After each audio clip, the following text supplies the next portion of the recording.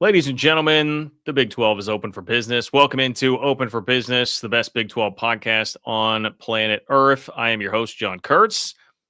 Thanks for joining me tonight. We've got a little football game to talk about, don't we? The eyes of the college football world are not upon Texas. They're upon Lubbock, Texas. Big distinction there, all right? As everybody looks toward the Big 12 and this matchup between BYU and Texas Tech this weekend with College Game Day in the house, and the Big 12 gets a nice little kiss from the College Football Playoff Selection Committee in the initial College Football Playoff rankings. So today, I will give you an in-depth breakdown of my thoughts on this game between BYU and Texas Tech and exactly how BYU can pull the upset. All right. I'll tell you what I think the path is and what BYU can and cannot do if they are going to win the game against the Red Raiders, assuming that is that the Red Raiders stay healthy throughout the game, because all bets are off if this turns into a Mitch Griffiths game instead of a Baron Morton game at quarterback. Okay. Plus, we've got, I thought, my favorite tweet of the week in terms of just like intrigue, and maybe not my favorite in terms of what it said, but a very intriguing tweet about hypothetical playoff matchups. Because right now, if the season ended today, you would get BYU and BYU and Notre Dame and Provo, and you would get Oregon and Texas Tech in Lubbock. How do we think Vegas believes those games would go? I've got the answer for you. And I've got my Big 12 power rankings. And this time, ChatGPT didn't even mess up the graphic. Okay.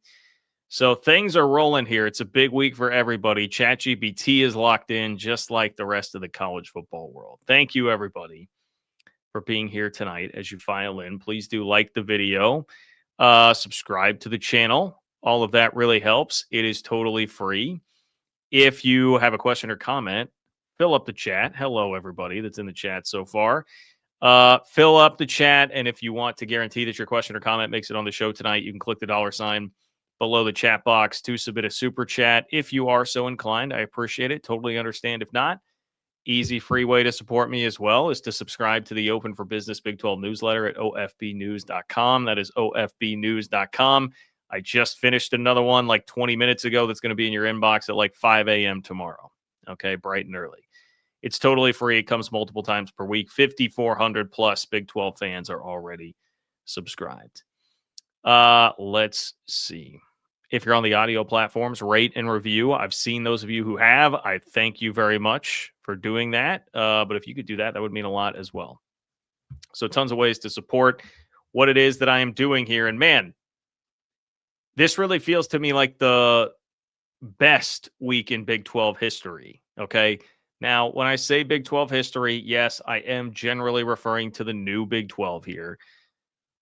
If you went back through the annals of Big 12 history all the way back to 1996, I mean, if we're talking about like Oklahoma winning a national championship or Texas winning a national championship, yeah, you certainly could argue there have been better weeks in Big 12 history. But with the stakes and what's on the line these days for the remaining schools in the Big 12 fighting for respect, the way that the remaining schools in the Big 12 are fighting for respect, you're not going to have found a better week for the league since Texas and Oklahoma announced that they were leaving back in July of 2021.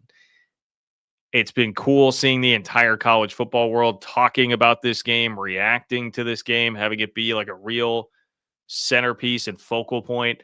I think, honestly, my favorite moment of the week as it has surrounded this game was the fact that we have unearthed, and I'm forgetting who did. I'm not going to give a proper attribution or credit here, but somebody unearthed the intro to ABC's broadcast of Texas and Texas Tech, which, of course, was the last time that you had College Game Day in town for a Texas Tech football game. 2008, Brent Musburger on the call. Like the old school graphics package, which is so underrated, man. It looks awesome.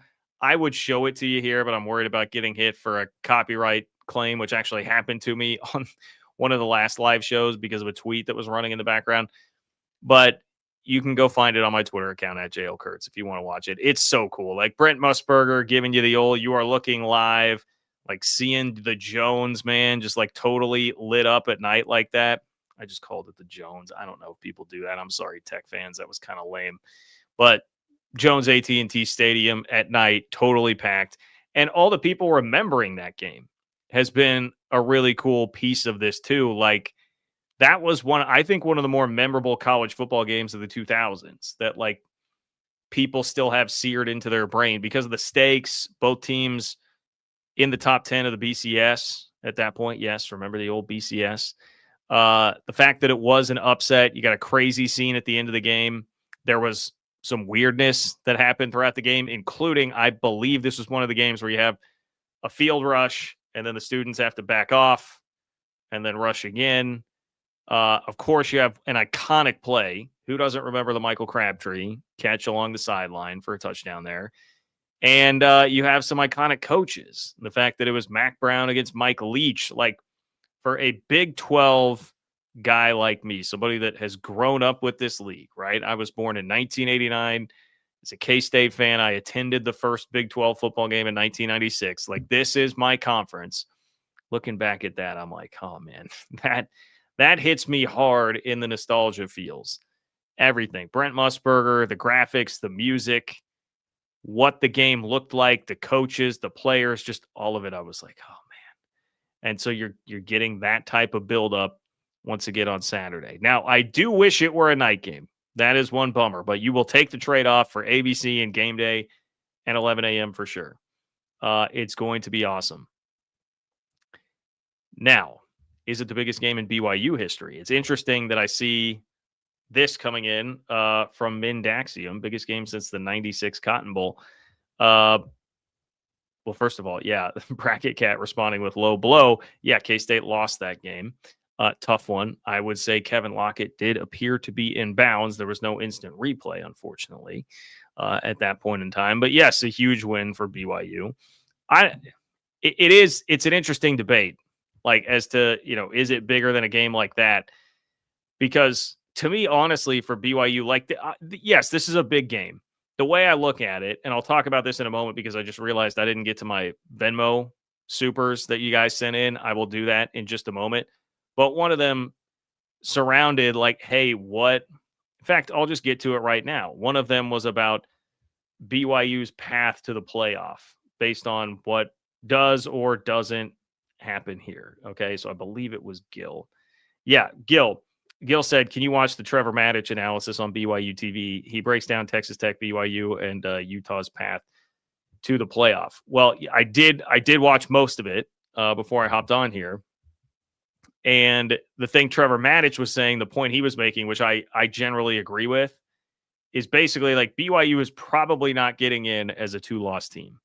We saw how that happened last year and how all that went down. It does feel like, at least with AP voters, they're ready to just rip the rug out from under BYU as soon as they lose a game. I don't know if the committee will be quite the same, but there could be a pretty big drop. The point is, I think BYU can lose one game, whether it's the Big 12 championship game or something in the regular season, and then you win out and win the Big 12 championship game, which obviously would get you in.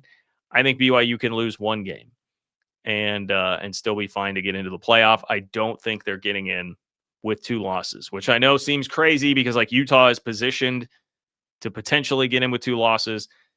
But that's where when it comes down to this game, it's like, okay, you do sort of have a mulligan. Texas Tech is a top 10 team in the country. So how big is this game?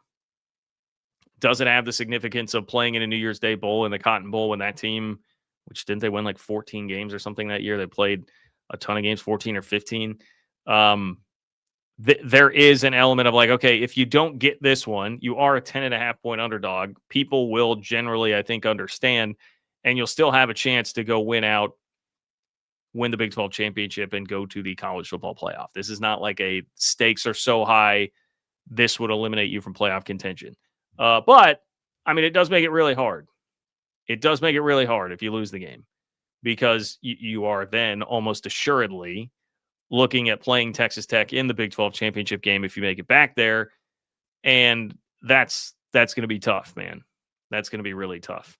And that would be after, by the way, you still got to win at Cincinnati and you got to beat TCU.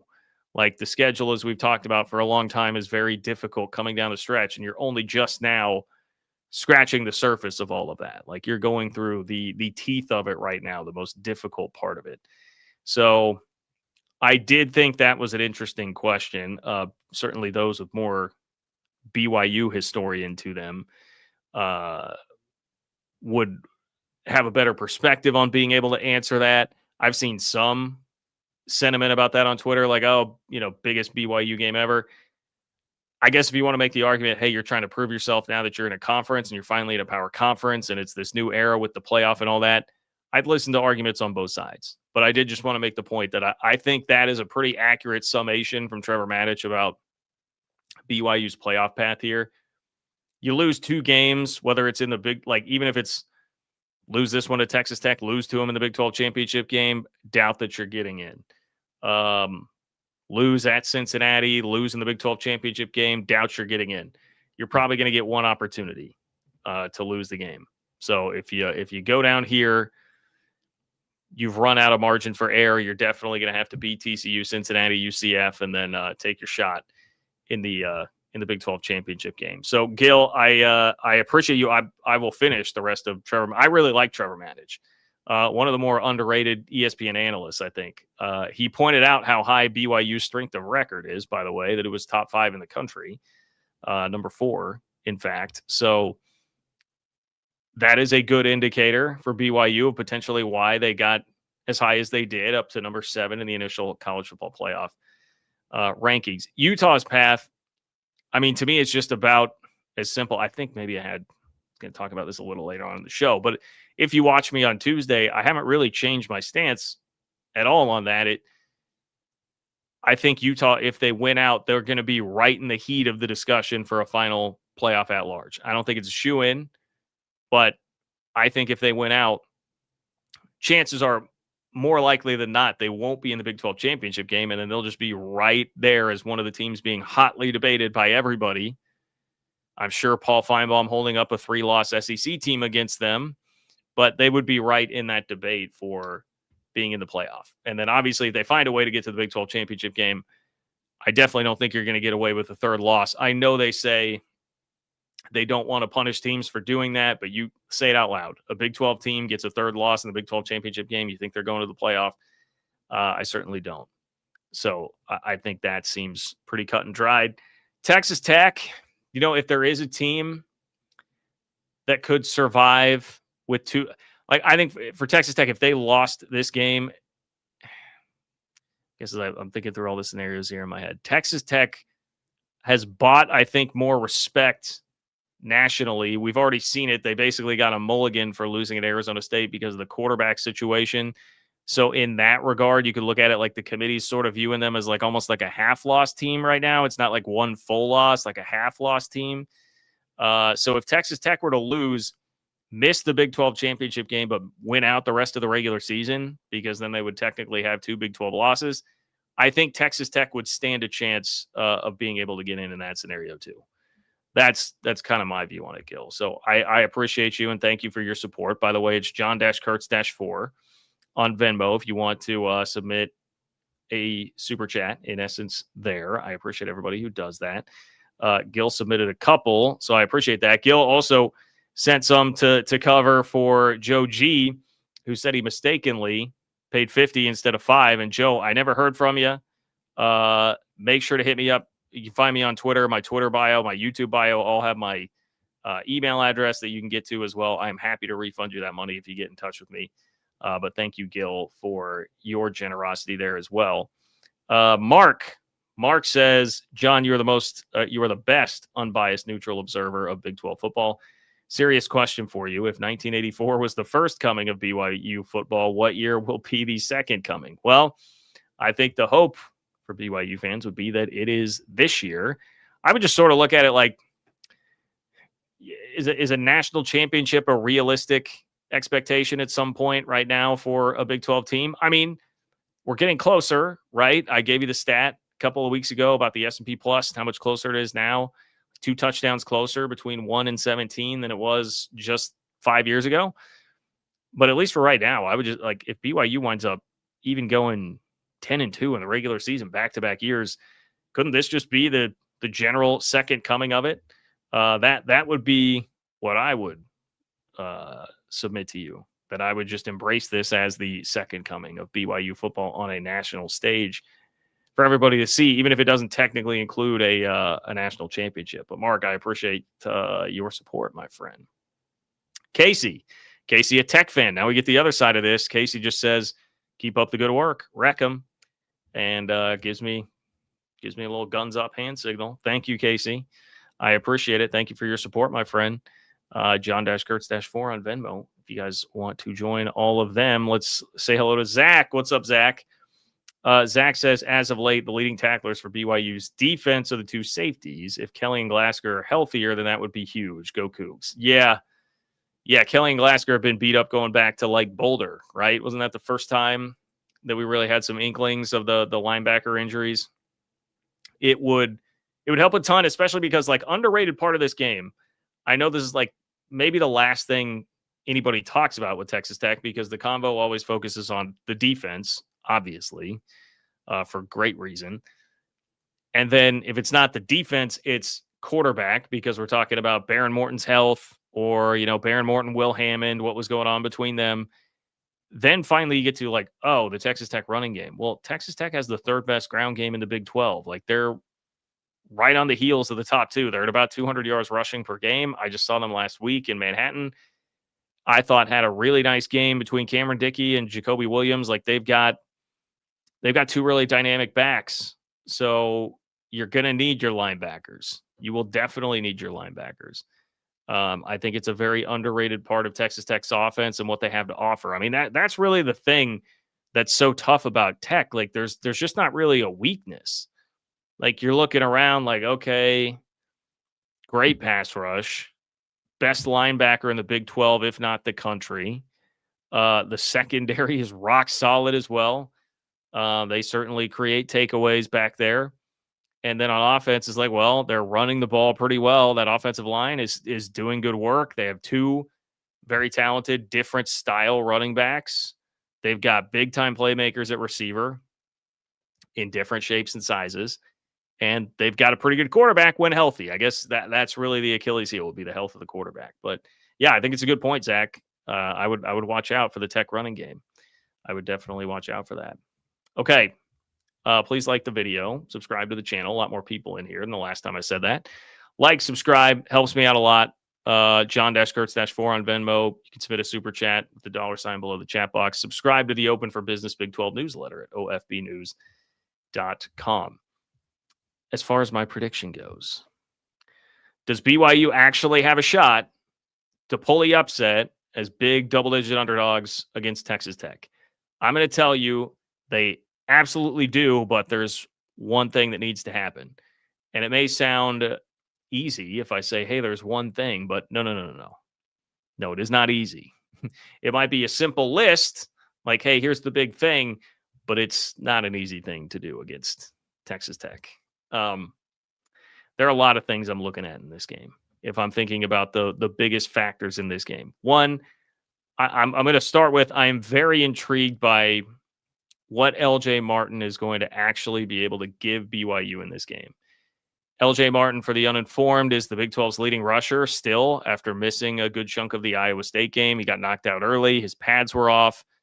The rumor I saw going around at the time was like a collarbone issue.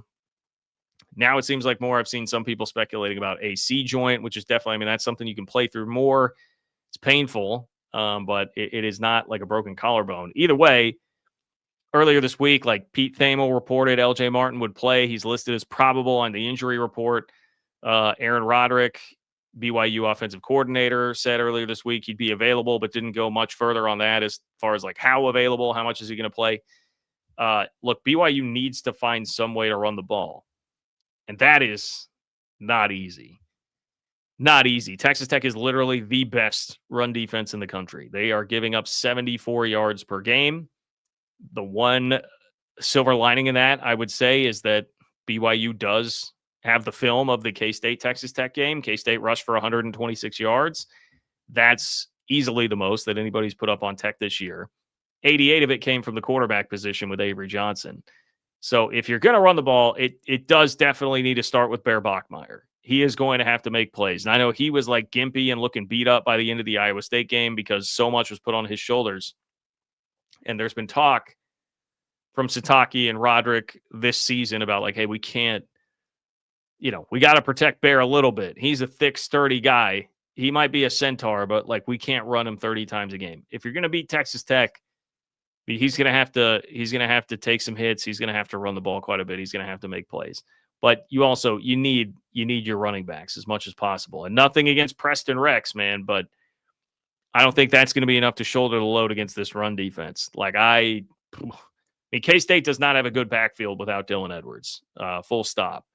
But man, it looked real bad against Texas Tech. Like Joe Jackson had no real chance to do anything. It was basically all Avery Johnson generating the run game there. So LJ Martin, though, different story. That's a dude. That's a difference maker. He's got 500-yard games this year. Like that's somebody that could make a dent. And the importance of having a run game, you might just say, well, John, if they're the best run defense, then just figure out how to throw the ball. Well, you can't be one-dimensional against Texas Tech and expect to have a lot of success, because if you are, those pass rushers are just going to pin their ears back, and that is not what you want. That is not what you want. David Bailey and Romello Height are the best edge rushing pair in the country. They've combined for 17 sacks. Do you want a piece of that? Like Romello Height is the lesser of the two, I guess. If you're looking at overall stats anyway, he is. And he's the guy, if you saw the highlight from last week, that came and got Avery Johnson from behind and whacked the ball loose. Like they're menaces, man. They are menaces. That turned into a touchdown, by the way. Part of why the game got so out of hand at the end of the game. You cannot allow them to just know every single down that you are about to pass the ball. And so you need some semblance of a running game. I think the other thing a running game really helps out for BYU with is it just kind of keeps the possessions lower, keeps Tech's offense off the field. You got to avoid getting beaten down. And that's really, if we're talking about my one big thing, man, my one big thing is you have to handle the physicality of Texas Tech for an entire 60-minute football game. And that is what we've really yet to see happen outside of Arizona State. But Arizona State had the advantage of playing from in front because Texas Tech's offense could not get it figured out with Will Hammond that game. If Baron Morton is there, Texas Tech's offense is much more consistent. They may struggle finishing drives. They may still be prone to a turnover or two, but it's not going to be just lifeless like it was for 3 quarters in Tempe in that game. You're not going to get that in all likelihood, even if you have a great defense, which I think BYU does have a great defense. So that's the thing. Can you handle it for 60 minutes? Utah did a pretty good job of being at least neutral in the physicality department with Texas Tech for 3 quarters, and then it just exploded on them in the fourth. Like they couldn't hold up for 60 minutes with that. They wound up losing in blowout fashion. K-State couldn't handle it into the fourth quarter. Eventually fell behind by 2 scores in the second half. Tech knew they had to pass it in the fourth quarter. They couldn't handle the physicality at that point. Tech's defensive line just demolished them.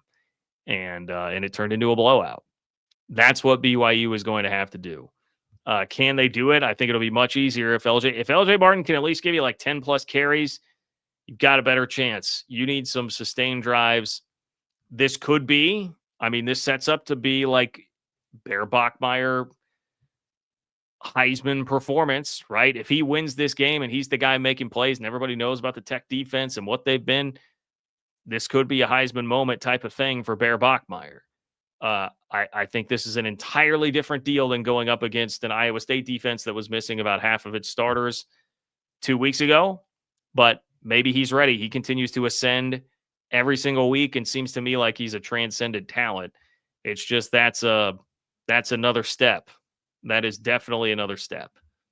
The other thing I would really mention here about BYU that I would be very concerned about if I were a Cougar fan is falling into an early hole. Because what did I just say about when Tech knows that you're passing and those guys can just pin their ears back. I mean, they don't have to blitz. They just rush 4 and let 2 NFL guys go to work on you on the edges. Godspeed to your tackles. BYU's had a penchant for falling behind on the road, particularly early or just slow starts in general, right? Like in Boulder, they're down 14-0. I would highly suggest not falling behind 14-0 and then feeling like you got to really pass the ball all the time in this game in Lubbock with a very partisan, fired up crowd, maybe a little extra juice because they know they can't throw their tortillas. They're going to be all over you. That's a nightmare.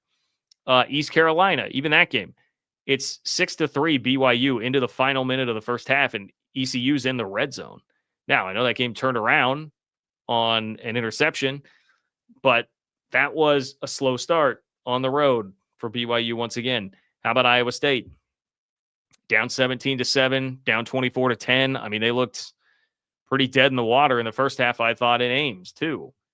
These are things I would not suggest doing if I were BYU in this game, because I think that just complicates things. I think there are certain teams, shout out to my guy Derek Young on the 3 Mile podcast who has said this. I think there are certain teams where like game script matter more than others. And when you're playing Texas Tech, game script matters a lot more than with certain other teams because of their specific talents on defense and the hole that they can put you in if you get in a position where you have to pass the ball. I mean, it just felt, watching that K-State game last week, it was like once it got to the fourth quarter, K-State knew they had to pass. There was a total feeling of inevitability. I mean, you could completely, it was like, they're not. I mean, K-State's not moving the ball consistently against this. You got no shot at that point. So, look, I kind of foresee this going a similar route to the Utah game. I think BYU will come up with some ways to move the ball and get creative on offense. I think the K-State film will help them with that. As much crap as Matt Wells takes as K-State's offensive coordinator, I thought he actually did a very good job for the most part on Saturday at finding a way. I mean, like I said, nobody had run the ball on Tech all year. They're averaging, going into the game, it was like 65 yards per game given up on the ground. K-State ran for 126. Avery Johnson had 2 long rushing touchdowns. He had 88 rushing yards on them. If not for drops and fumbles from K-State pass catchers at tight end and receiver, I mean, the offense really was moving the ball, and K-State's probably up double digits in the first quarter, if not for that. Like, there were some ways that K-State found to move the football. I think BYU is probably better equipped than K-State, obviously, to move the ball, especially if they have a healthy LJ Martin. I think they can game plan their way into hanging around, but I do feel like in the fourth quarter, it'll be another case of Tech overpowering, being able to get their pass rush really supremely involved. And it's just hard to look at everything Texas Tech has. I mean, I didn't even mention Jacob Rodriguez really in this preview. I mean, he forced 2 fumbles. He's forced 7 on the year. He forced 2 fumbles last week in Manhattan, 7 on the season, leads the country. And one of them, yes, Jace Brown, I don't think was really ready for it or paying attention. The other one, Garrett Oakley, K-State, he's a tight end, right? That's not a receiver. That's a tight end covering the ball with 2 hands. He knew it was coming and covered the ball with 2 hands, and Jacob Rodriguez still punched that thing out. Like, he is an animal in the middle of that defense. Tech is number 5 in the country in scoring defense, number 1 in rush defense, number 1 in the Big 12 in sacks with 28 sacks. They forced 20 turnovers this year. According to PFF, they have 3 of the top 8 players in the country, 3 of the top 8 defensive players in the country. It's daunting. If you ask me for a final score, and look, BYU fans, I'm just going to tell you, I don't feel great about doing this because I did it in the Utah game and was wrong. I predicted a close Utah win, and BYU won the game, and I actually would argue, I mean, yeah, it was a 3-point final margin, but it was 1 pass away to Chase Roberts in the end zone away from, I think, being like a 17-point game. I was very wrong, is the point. I am going to say Texas Tech 34, BYU 20, with a score or 2 in the fourth quarter from Texas Tech sort of just beating on BYU and wearing them down. We have not seen a team, when Texas Tech has had Baron Morton, we have not seen a team go toe-to-toe physically with them for an entire game. That's the way I see it happening. That's a pretty long extended preview, but I feel like that's deserved for a game of this magnitude in the Big 12. And we'll see. Look, BYU fans, you're free to dunk on me if I am wrong, because I, like many, have been wrong all season about what BYU actually has in these big moments. All right, please like the video. Please subscribe to the channel. If you are here, welcome. John-Kurtz-4 on Venmo. If you're not watching live, you want to submit a super chat. If you want to do that right now, you can click the $ below the chat box. If you're on an audio platform, please do rate and review. Totally free way that really helps to support me and the work I'm doing. So is subscribing to the Open for Business Big 12 newsletter at ofbnews.com. That is ofbnews.com. Boy, is this real? USF's beating UTSA 51-10. That's crazy, man. That's crazy. Okay. Let's see. What do we got? Oh, yes. All right. So we know the playoff selection committee respects the Big 12, but what about Vegas? What about those power ratings? What about Vegas? What do they have to say about the Big 12? I was stunned by the level of love from the College Football Playoff Selection Committee. If you caught the live show on Tuesday, shout out to our guy, Mac Rhodes, okay? Baylor athletic director, who is the chair of the selection committee this year. Impeccable work, Mac. Impeccable work. The first iteration of the college football playoff rankings. If you need a refresher, BYU at 7, TAC at 8, Utah at 13, 3 Big 12 teams in the top 13. All 3 were ahead of every single ACC team that wound up ranked. Miami was all the way down at 18. You had 1-loss Texas Tech ahead of a 1-loss Big 10 team in Oregon. Not only a 1-loss Big 10 team, but a 1-loss Big 10 big brand in Oregon. You had 2-loss Utah ahead of a 2-loss SEC team in Vandy. Lots of good news there. Lots of good news. Now, what happens when they actually line it up to play some of these teams in the college football playoff? That's what I'm going to tell you about in just one moment. Thanks to FanDuel, which via Josh Pate has given some lines on these games. Okay. But I did want to address this on the playoff rankings real quick. You know, I saw some, I think this was coming from Utah Twitter. I couldn't quite tell that part, but I saw a little bit of pushback on what it actually means for Utah to be at number 13 right now. It does seem like there's a line of thinking from some people out there. And look, if you have cynicism about it, I do think cynicism is pretty well earned at this point. But there seemed to be this cynical take of like, 13 doesn't really mean anything because you're going to have an ACC champ that's not there right now in front of BYU in that pecking order because they get the automatic bid. Same with a G5 champ. Top 5 highest ranked conference champions get in, right? So you have to factor that in. So it's really more like 15. And it's not, look, we know what'll happen when it comes down to it, when it comes time to brass tacks, right? Like Utah will get left out. And I guess I should be more understanding of that because I am about as cynical as anybody when it comes to how the Big 12 is typically treated here. I will just say, I've never seen the Big 12 treated the way that they were in these initial rankings. That's a different level. So if you want to be cynical about, hey, it'll change at the last minute, they'll pull the rug out from under you like TCU in 2014, going from 3 to 6 after winning by 50, I guess I get it. But I truly do think Utah is pretty well positioned here. It is not a slam dunk. It is not a slam dunk because if 3-loss Texas or 3-loss Oklahoma is there, that will be very concerning. Particularly, I think 3-loss Texas with Arch Manning. Get the redemption arc, right? Like he played so poorly for a while. They were teetering on being completely out of the playoff race. And here they come charging back and we can put Arch and the TV ratings and all that stuff. I understand.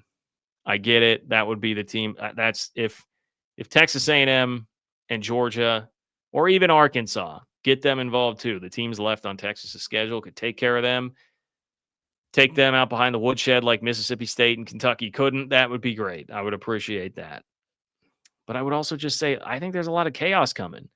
And some of that could be for Utah, by the way. Part of this is Utah's got to win its games.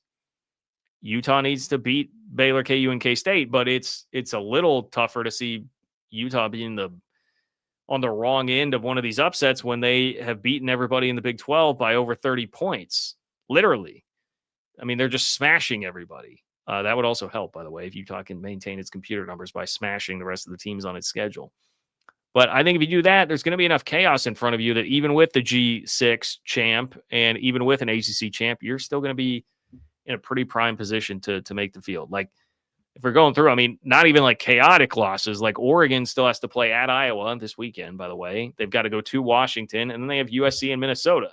Those are all teams with pulses.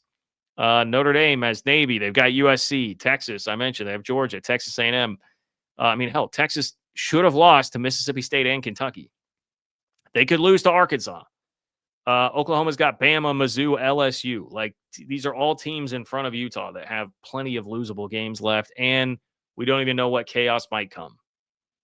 So I think I just wanted to push back on that a little bit. Now, I'm curious what Vegas would think about Utah actually in one of these matchups. All right. I'm going to get to that in just a moment because I don't have that exactly from FanDuel via Josh Pate, but let me show you this tweet from Josh Pate about what FanDuel would say about games that would happen if the season ended today.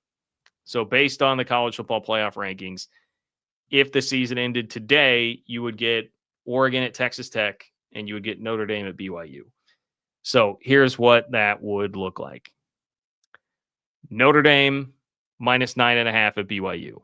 It would be about the same. We're talking 10.5 this weekend in Lubbock. Notre Dame going to Provo. They would be 9.5 point favorites there. Oregon, only a 1 point favorite at Texas Tech. Now that I found very encouraging.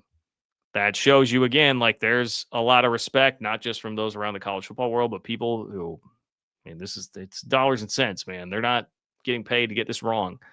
They think Oregon and Texas Tech would be nearly a pick'em toss-up game if that's being played at Jones AT&T Stadium in Lubbock. When was the last time? I mean, I was trying to think like last year, any hypothetical matchup you would have done with Big 12 teams that were in contention would have just been, I mean, at least 9.5, right? Like the second one there, like Texas Tech by the transfer portal, whatever you want to say, money, everything they've done together to put this roster where it's at, like that has made some major market progress on where the Big 12 actually stands in the odds to win college football playoff games, because getting 2 in is great. I think it's important. We all want to see it. That definitely helps with the respect of your conference. But look at the ACC last year. The ACC got 2 in, and they both lost. So how much good did it really do the ACC if Clemson and SMU both got in and lost? Like you need someone to win games, and here is a legit first-round matchup that could really happen. Texas Tech only a 1 point dog, even according to Vegas. Like they're right there. That's a game Texas Tech could definitely win. Could definitely win. Now, why I say like Utah, the hypothetical lines with Utah would be very interesting because I think they would be, fair or not, BYU fans, I think Utah would be looked upon much more favorably by Vegas in these spots because they use a system of power rating, which is where Utah is just, frankly, ahead of basically everybody in the Big 12. Now, SP Plus, which I like the most from ESPN, still has Tech at 4, Utah at 6. But a lot of these power ratings actually have Utah even ahead of Tech. So they're significantly closer to these teams up at the top. Like I was looking at SP Plus. So Utah is 3 points behind Texas Tech. So if we're talking like that, would it be maybe like a 4 point line if it's Oregon at Utah? I guess the problem there would probably be the other way around. You'd be traveling to Autzen, and then maybe it's like another 2 or 3 points, so maybe 6 or 7. But if we're talking about a 12 seed, right? Okay, a 12 seed, Utah slipping in as a 12 or an 11, whatever it might be. I guess, yeah, maybe an 11. You're an 11 going on the road to a 6. Right now, that's kind of in like Georgia, Alabama territory. Utah's ahead of Georgia and Alabama in SP Plus. So what does that do to, what kind of line would be pumped out there? I'm sure there would be a sizable home field advantage baked into whatever line you would get, but could it be then maybe like Bama -3, Georgia -4, something more like that? I'd be very interested. Like Utah and Texas Tech even according to what these power ratings in Vegas think, could be very helpful to the Big 12 this year. And I'm not saying BYU couldn't either, by the way. Like I've said many times tonight, I have been wrong at most turns this year about BYU. Just keep winning, and it doesn't matter at all. But I did find that to be very interesting and just a good progress update on where the league is at in trying to gain more respectability from everybody involved. And that, whether they're right or wrong about specific games, that does include Vegas. It does. Zach, I do think this is a decent point. Utah one-dimensional, but that one dimension is elite. If you can stop it, though, their mediocre passing game can't save them. I mean, I do think that is very true. You got a defense, and that might be where like a specific matchup thing with Georgia or Alabama. You know, if you got the defense to shut down Devin Dampier's legs, you're going to be in pretty good shape. Yeah, you're going to be in pretty good shape. Alan, what's up, Alan? Thank you for joining me, Alan. Appreciate you for being here. Alan says, John, beyond BYU, Texas Tech, who do you pick the other to win the other Big 12 games? Yeah, I wrote about the other Big 12 games and Open for Business. Let me pull them up just to make sure I'm not forgetting anybody. Look, Iowa State feels cooked right now, and they're playing without 4 of their 5 opening day starters in the secondary against Josh Hoover on the road on Saturday. So, yeah, I think TCU will beat Iowa State to get to 7-2. TCU is also playing for more right now. They still have a chance, albeit an outside one, at getting to the Big 12 championship game. I would expect TCU to win that game. Arizona, Kansas, Arizona just smoked Colorado. Kansas got back on its feet against Oklahoma State, but it was still a little bit of a sluggish effort from the Jayhawks. I think that's, in terms of the other games, I think that's easily the one that I'm most intrigued by. I guess you could say Houston at UCF too, but look, nothing against UCF, but I think Houston will rebound quite nicely there. This is like, we're talking about situationally, last week situationally was definitely a letdown spot. That's where you're like, oh, well, yeah, here's where Houston has a team coming in. It's not going to impress them with the logo on the helmet based on what the season's been this year. And it's a home game, and everyone's been telling them how awesome they are all year after getting the biggest win all week after getting the biggest win of the Fritz era. That smelled like a spot where a letdown was coming. This smells like hey, you got our attention. We need to go win a road game. We need to get back on track. I feel like Houston will win that game. Colorado, West Virginia, dude. I mean, speaking of teams like Iowa State that are just spiraling, I don't know, man. Pat Shurmur's not calling plays anymore. Colorado's offensive coordinator. Dion was shielding his players from the media this week. I'm going to say West Virginia. I'm going to take West Virginia. By the way, and Scotty Fox is playing good football, right? Like they feel like, it feels like West Virginia's found something at quarterback with him.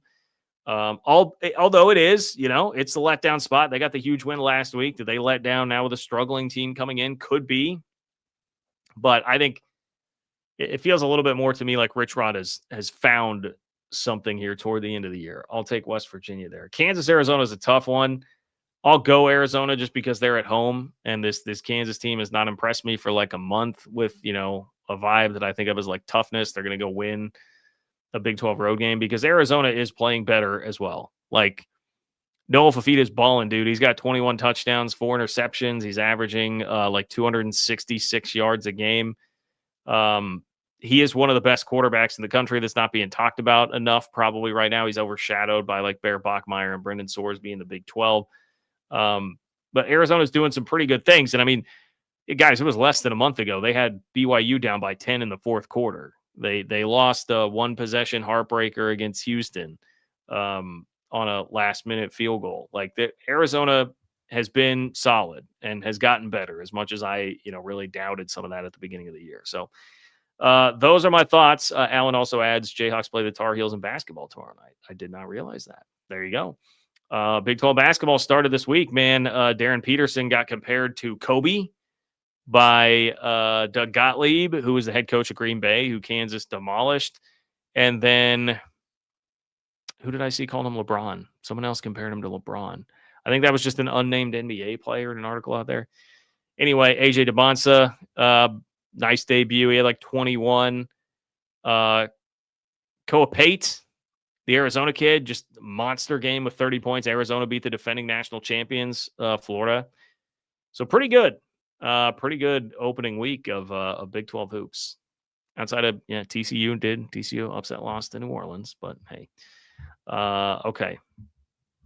We're gonna finish with the power rankings. I've got my Big 12 power rankings to get to. First, the rundown. You guys know the deal. Like the video, subscribe to the channel. Thank you to everybody who's here. Subscribe to the Open for Business Big 12 newsletter at ofbnews.com. That's ofbnews.com. And if you're on audio platforms, rate and review. That is really, really helpful to me if you could do that. All right, here's your Big 12 power rankings. This week, the graphic. Thank you to my friend ChatGPT for not cutting anybody off. That means Oklahoma State, you get your full name in the power rankings. Congratulations, OSU. We do have a little bit of movement at the bottom. West Virginia getting the bump up above Colorado on the heels of the win over Houston. Congratulations to the Mountaineers. It is well-deserved. Playing better. I even considered, I'm like, hey, I don't want to be too prisoner of the moment here, and that's why I didn't do this. But it was like last week, UCF got slugged pretty good by Baylor. West Virginia had one of the biggest, if not the biggest, upset of the Big 12 season. Maybe I should put West Virginia above there, but then I'm like, look, man, West Virginia got blasted by UCF, and that was a game in which Scotty Fox played at quarterback. Even though I think West Virginia is a different team right now, I can't do that. So UCF stays there. Iowa State has just continued this slide down, man. It has been a long, long month for the Cyclones, from being all the way up in the top 3 to now down at number 11. There's concern about Rocco Becht and the way he's playing. I see on Iowa State Twitter, people talking about perhaps benching Rocco Becht. Another starter in the secondary is down and out this week, according to Pete Thamel. Like 6 of the 11 opening day starters on defense are now injured. It's rough times for Iowa State there. K-State, big drop down 3 spots after the Texas Tech game, which, to be fair to K-State, I felt like they were still the same team they've been for the last month, which is a much more respectable version of themselves. And they were pretty darn competitive with Tech for 3 quarters, and then it fell apart. But still, I can't really justify putting them above Baylor, who they lost to, or Arizona, who they lost to, and who I think are, well, Arizona certainly playing better football right now. And actually, as I look at this, I'm going to self-critique here. Arizona fans, I should have put you above Baylor. Arizona should be at 8 here. I apologize for that. I definitely should have done that. But anyway, I digress. Houston, down from 4 to 7. That's a tough fall. That's a tough fall for Houston after what happened against West Virginia. But I got to do it when you lose to a bottom 3 team at home in the Big 12. Them's the breaks, unfortunately. Arizona State hanging on at 6. If Arizona State still had Sam Leavitt, if we didn't know that he was out for the year, I would strongly consider putting them above TCU. They did beat TCU earlier this season, for instance. But right now, knowing that it's Jeff Sims, and all respect in the world to Jeff Sims, right, for what he did on Saturday. All respect in the world for that. I don't think that team is as dynamic. Plus, I still don't know what exactly is going on with Jordan Tyson. I'll give TCU the respect of at number 5, which is a nice jump there. 3 spots for the Horned Frogs. Cincinnati, I'm going to hold strong at number 4. Utah's been doing that to everybody. If you're not named Texas Tech or BYU, Utah has done that to literally everybody else this year. So I'll keep Cincy at 3. And then, of course, your top 2 there remaining unchanged. BYU getting the benefit of the doubt, being unbeaten. They will stay at number 1. Obviously, if you're going to complain about one way or the other there, if you're a Tech fan and you think, well, we're a better team, our ceiling's higher, whatever. Well, you got a chance to prove it in 2 days. So 2 days from now, you'll have your opportunity for the last word. So there are the Big 12 power rankings for this week, ladies and gentlemen. Let me know in the comments what you think, where I'm wrong, all that stuff. You can let me have it. That is fine. That is fine. But with that, guys, I think that's going to about wrap it up for me here. thank you for tuning in this week. We got an extra live show with Tuesday with the playoff rankings coming out. We'll see how that goes. Like if they're significant, I will definitely try to hop on Tuesdays when that happens. So during the season, when news happens, I'm going to try and give you more instant reaction here. Appreciate all of you for following along and supporting. Anybody who has rated and reviewed on audio platforms, anybody who has commented or dropped a super chat or hit me up on Venmo, John-Kurtz-4, or especially anybody who subscribed to the Open for Business Big 12 newsletter at ofbnews.com. I appreciate you immensely. So thank you for being here. And I will talk to you all, I'm sure, on Saturday. I'm sure that will be at about, 3:30 on Saturday. We'll see what's what with this Texas Tech and BYU game. So take care. Enjoy the rest of your week. And I will talk to you all soon.